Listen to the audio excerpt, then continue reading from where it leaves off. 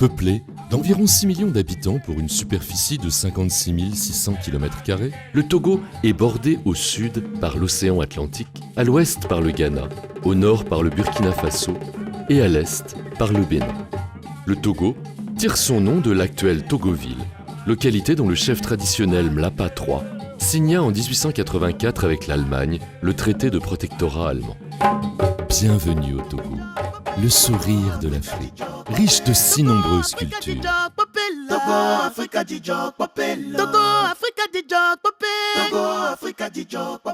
Vous arriverez à Lomé, sa capitale. Lomé la Belle, comme on la surnomme.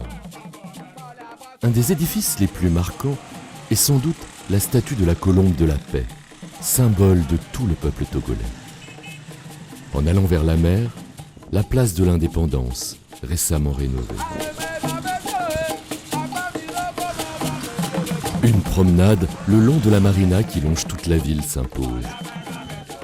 Vous observerez sur cette plage unique, parfois large de plusieurs centaines de mètres, la pêche de proximité. De vigoureux pêcheurs, tirant parfois pendant des heures leur filet de l'eau, se donnant du courage à force de chant. Vous pourrez même leur acheter directement le fruit de leur pêche sur la plage. Poursuivez votre chemin et vous resterez en admiration devant les maisons coloniales qui bordent encore la mer et sont présentes un peu partout dans la ville. Faites ensuite une halte au marché d'Assigame, le grand marché de Lomé, et laissez-vous enivrer par ses couleurs.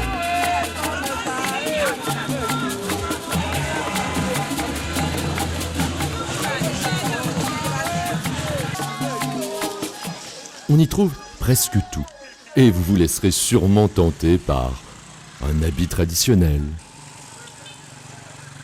des bijoux originaux ou des peintures, des sculptures peut-être, ou encore des instruments de percussion.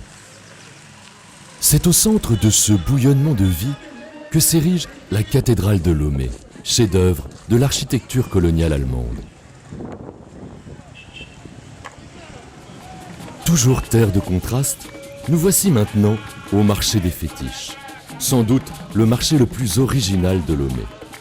On y trouve toutes sortes d'objets hétéroclites, des ossements divers, des cornes, des têtes d'animaux. Tous ces objets trouvant leur utilité dans les pratiques des cérémonies traditionnelles togolaises. Un peu plus loin, le port de pêche. Face aux cargos commerciaux géants du port autonome, les petits bateaux des pêcheurs traditionnels. Ils viennent ici vendre, après une matinée en mer, le fruit de leur labeur. Vous ne résisterez pas à cette ambiance effrénée et si sympathique. Vous pourrez ensuite vous détendre dans un des nombreux hôtels de la capitale, tout standing confondu.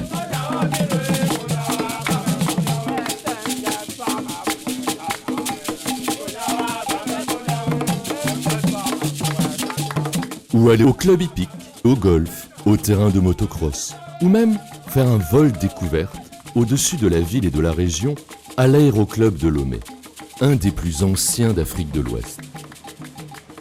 Le Togo est divisé du sud au nord en 5 régions. La région maritime, la région des plateaux, la région centrale, la région de la Kara et enfin la région des savanes, région où nous commençons notre voyage. Entourée de collines, la ville de Dapaon est la dernière grande ville du nord du Togo. C'est le point de départ du voyage au pays des Moba. Son musée régional des savanes vous fera découvrir toute l'incroyable richesse culturelle de ce peuple, notamment son art ancestral du tissage et ses poteries si particulières.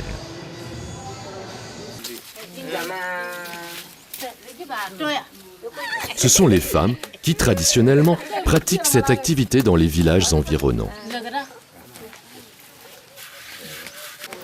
Elles façonnent divers objets, servant au transport de l'eau ou de nourriture.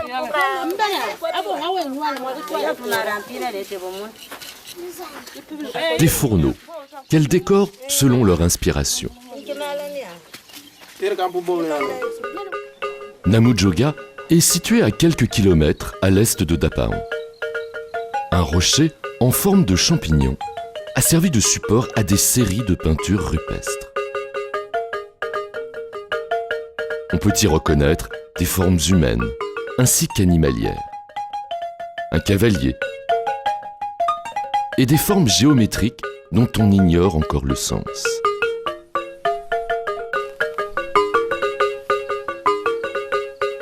À l'ouest de Tanjoaré, un paysage magnifique de hautes falaises s'offre à vos yeux. Ce sont les derniers reliefs du nord du pays, avant l'immense savane qui s'étend jusqu'au Burkina.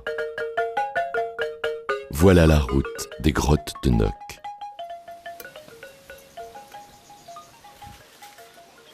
Une fois parvenu au sommet, hormis la vue dominante exceptionnelle, vous découvrirez dans les anfractuosités de la montagne le dernier abri des populations lors des périodes d'insécurité qui ont sévi du XVIIe au XIXe siècle. Des centaines de greniers où étaient entassées armes traditionnelles, nourriture, eau et fétiches ont été construits dans les matériaux locaux, la pierre, l'argile et la paille. Les peuples pouvaient donc y soutenir non seulement un siège, mais aussi organiser des attaques. C'est probablement le site le plus exceptionnel de la région des savanes. Poursuivons notre route vers le sud. Nous arrivons maintenant dans la région de la Kara. C'est aux environs de Kanté que vous découvrirez probablement l'un des endroits les plus merveilleux du Togo. Koutamakou.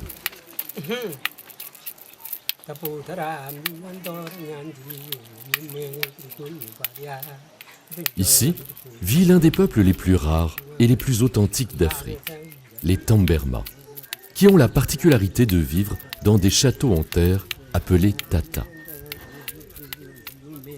Pour sa beauté et son originalité, ce site a été classé au patrimoine mondial de l'UNESCO parmi les 100 plus beaux sites du monde. Le tata est formé de plusieurs cases rondes. Au rez-de-chaussée, la cuisine, la meule pour le grain, une étable pour les chèvres et les poules et une remise pour les produits de l'alimentation. À l'étage se trouvent les greniers pour le mil et le fonio. Et plus loin, les chambres à coucher.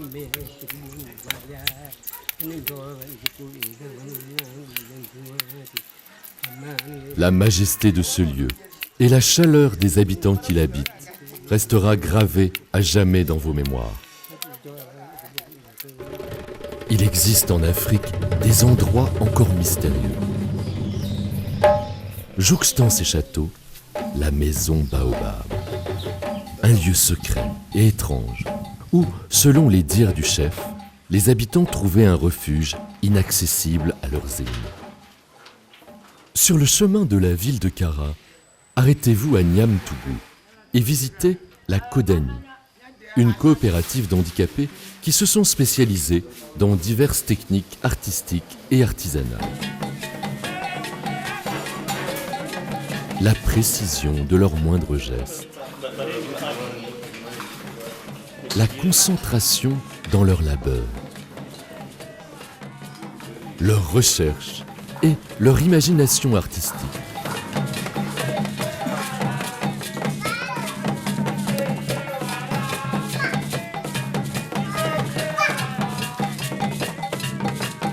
Leur solidarité dans leur travail, qui passe de main en main, suivant tout un processus de production.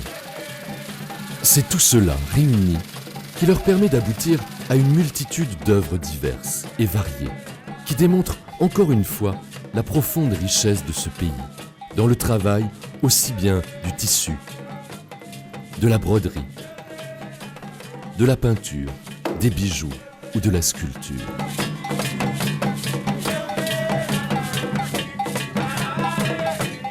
Sur votre parcours, faites une petite halte à Tchare. Vous ne serez pas déçus. Autour des maisons traditionnelles, ces cours pavés en tessons de poterie forment des mosaïques des plus étonnantes. Vous irez de surprise en surprise quand vous découvrirez le travail de leurs forgerons.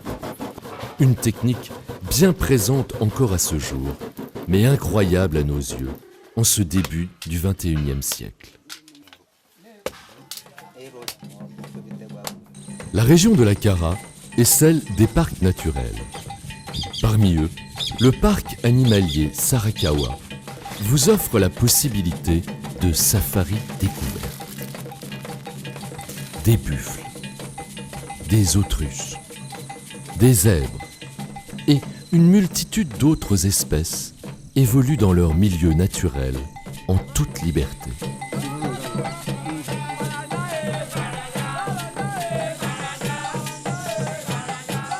Et nous voici enfin arrivés à la capitale de la région, Kara, la deuxième ville du pays.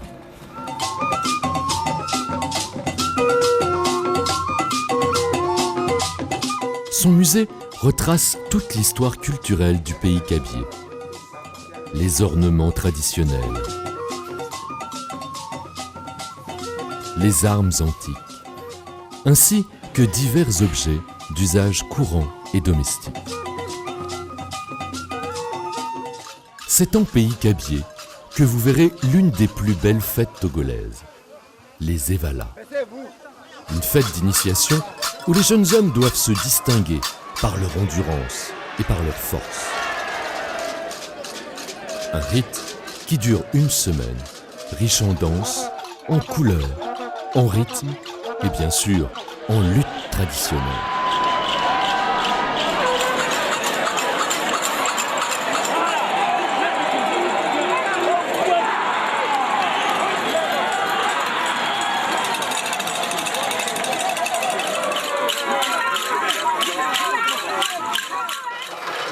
À quelques kilomètres au sud de Kara se trouve la ville de Bafilo, célèbre pour ses tisserands traditionnels. Des mouvements coordonnés entre leurs mains et leurs pieds, sans cesse répétés. Des heures et des heures passées sur leur métier à tisser. Un art qui se transmet de génération en génération. Ce sont tous ces savoir-faire réunis qui permettent la création d'œuvres originales que vous pourrez emporter pour presque rien. Quittant Bafilo, sur la route vers le sud, vous arriverez probablement à l'un des endroits les plus connus du Togo, la faille d'Alejo, véritable coup de sabre dans la montagne.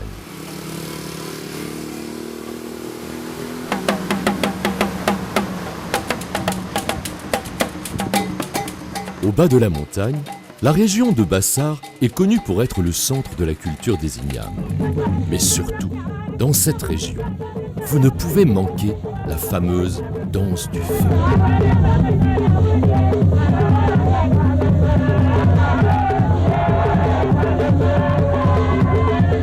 Ce peuple, seul détenteur des secrets de Tobol, a en effet le pouvoir de danser et de lire l'avenir dans le feu.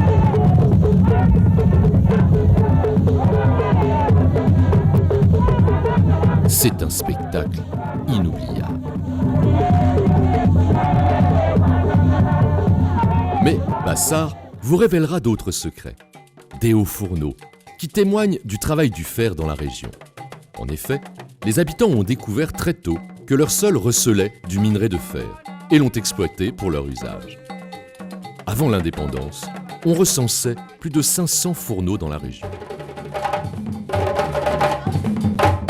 Quittant la région de la Kara, nous voici maintenant arrivés dans la région centrale, dont Sokodé est la capitale. C'est notre musée de la région centrale. C'est un musée ethnographique, historique et religieux. Et d'abord ethnographique de par les objets fabriqués par nos parents pour faire passer le rôle et le message de ces objets. Historique, il y a d'abord l'histoire des Tchaouzo. Le musée de Sokodé est un des plus riches et des plus hétéroclites du Togo. Des instruments de musique, en passant par des vêtements, des objets de cérémonie et des bijoux traditionnels côtoient la mémoire des cultes religieux. Paratao, à l'est de Sokodé, est la capitale du royaume des Thèmes. Son chef traditionnel vous fera découvrir la chefferie ainsi que les attributs du roi des Thèmes. Bon, vous voyez ici là, c'est l'entourage du roi. Les thèmes sont aussi connus pour leur cavalerie. Les voir évoluer sur leurs chevaux, harnachés de couleurs vives, élèvent l'équitation au rang d'un art véritable. Bienvenue dans la région des plateaux et à Atakpamé, sa capitale construite sur la colline. C'est un des sommets, avec Badou et Kpalimé, du triangle café-cacao.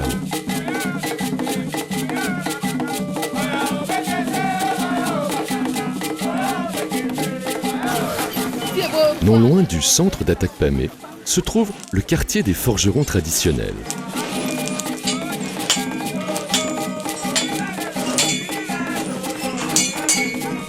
Selon des techniques et des moyens entièrement artisanaux, ils poursuivent la tradition de leurs ancêtres.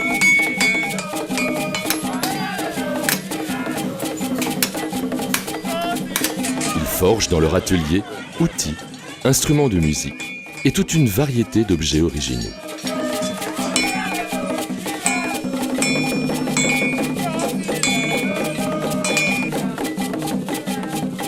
Atakpamé est aussi le royaume des échassiers traditionnels.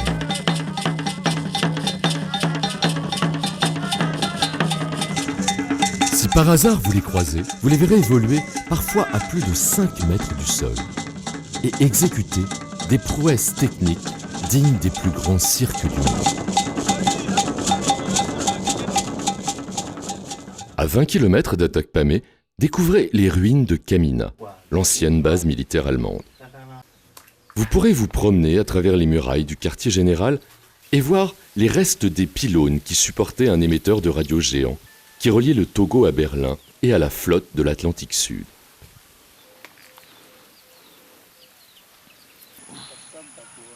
Si vous êtes bon marcheur, vous ne pouvez manquer la cascade d'Akloa. Il vous faudra passer par un chemin serpentant au milieu de la forêt, parmi les plantations de cacao. Traverser des rivières dans un paysage de toute beauté, loin de toute civilisation, pour enfin régaler vos yeux devant la cascade la plus importante du Togo, une pure merveille de la nature, perdue au plus profond de la forêt.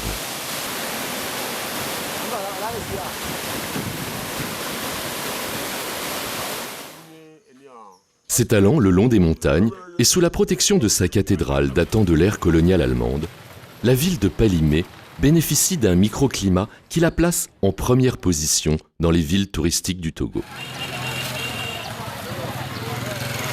Palimé est aussi la capitale de l'Igname et vous ne pouvez y passer sans goûter son célèbre foufou. Une sorte de pâte préparée dans des mortiers pendant des heures pour obtenir l'onctuosité nécessaire. Des sauces diverses l'accompagnent.